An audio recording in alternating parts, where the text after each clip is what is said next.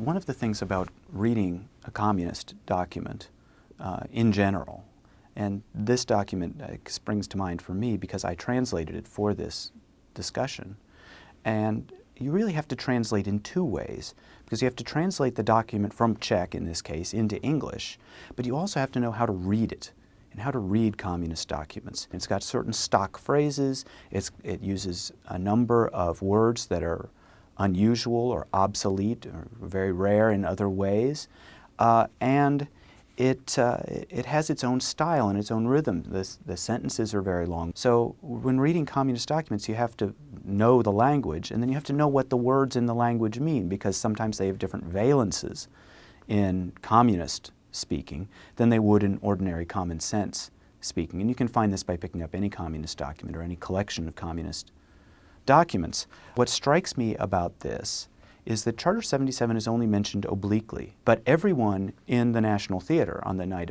of January 28th knew that this was the anti-charter, and letters that came in to Rude Pravo afterwards gave praise to the people who signed the anti-charter. So it was clear that everyone knew what this document meant and what it entailed.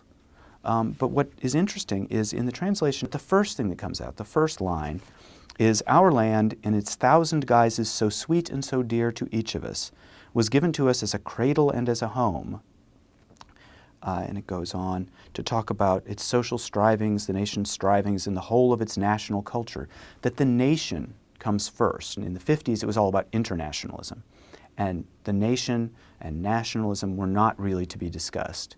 But in the 70s and the 80s, as they're looking for ways to legitimize themselves to their populations, and this was approved within the Soviet Union as well, appeals to national pride were perfectly acceptable.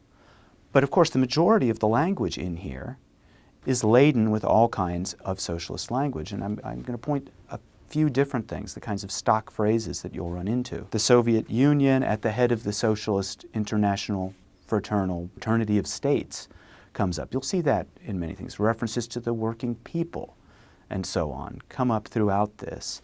But not just that. There's communist language, or what I call communist language, that's less easy to decipher, that is stock. I want to read this very long sentence just so you get some of the flavor of how this thing is written. And then I'll talk about the two other matters, imperialism and the mention of Charter 77, or sort of mention. Herein, and they're referring to the certainties of socialism, what the Great October Revolution brought and the liberation by the Soviet Army brought to Czechoslovakia. Herein lies the source of our certainties, of our proud self-confidence, of an optimism that has not been made blind by our successes, unshaken by any difficulties, or even by temporary failures. That's a short sentence. Here lies the source of our deliberate, concentrated, and joyful activity, for it is with satisfaction that we measure our dreams and programs by their achieved results.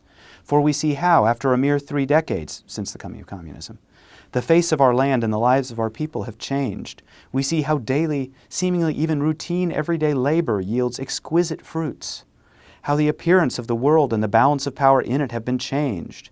For we feel that magnificent, unstoppable energy with which the history of our land and world history surges forward as a result of common concerted effort. This joyfulness and the official optimism and the sense that things are moving forward is part of the communist way of understanding the world. It's official optimism. This has to be said.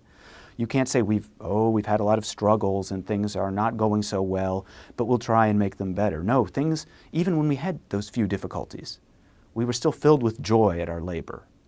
And this is just the floweriness of the prose and the length of that sentence. There are several mentions of imperialism, the dogs of war, the imperialists are trapped. There's a reference to atomic war. And then we get, at about the same point in the text, that Charter 77 comes around to the point, and it starts off with a reference to the Helsinki Conference, which might very well be construed to be unwise, but the communists believed that they were fulfilling their understanding of the Helsinki Third Basket on Human Rights.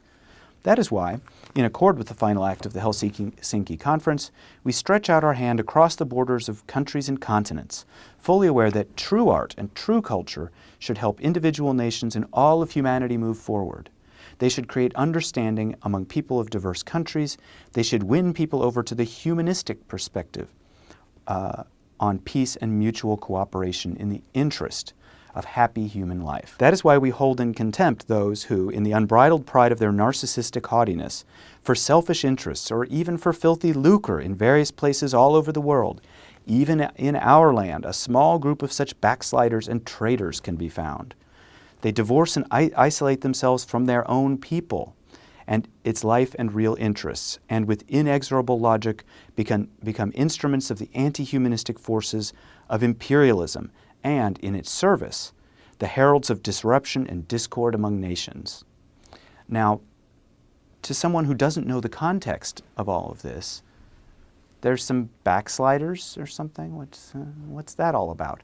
But if you know the context, that all of these people have been brought into this room and they're going to be forced to sign this document on pain of perhaps losing their professional positions, it was clear to everyone in that room and everyone watching on TV exactly what this document meant. These are the traitors who have divorced themselves and are isolating themselves from their own people. This is why I think the document starts with this nationalist and the national culture, is to paint the Charter 77 signatories as instruments of imperialism that would destroy our national culture and what it has created.